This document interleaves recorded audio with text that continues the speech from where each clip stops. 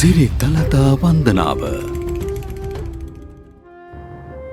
පෘතුගීසීන් පලවා හැරීමෙන් පසු දෙවන රාජසිංහ රජු බුද්ධ ශාසනයට විශාල අනුග්‍රහයක් දැක් වූ අතර මැද මහනුවර තැන්පත් කොට තිබූ දළදා වහන්සේ නැවතත් මහනුවරට වැඩමවා පැරණි දළදා මැදුර තිබූ ස්ථානයෙහිම දෙමහල් මන්දිරයක් කරවා එහි තැන්පත් කොට පුද සත්කාර සම්මාන ඉටු කළ බව සඳහන් වේ.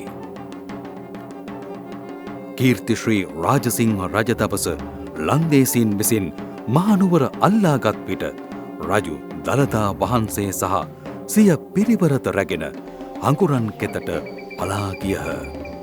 වසරක පමණ දේශපාලන අමුල් වියපුල් සහගත භාවය තුළ සියලු පුද සත්කාර සහිතව අඟුරන් කෙත වැඩ සිටි දළදා වහන්සේ ලන්දේසින් මහනුවරින් පිටත්ව යාමෙන් පසු නැවත මහනුවරට වැඩම කරවන්නට විය.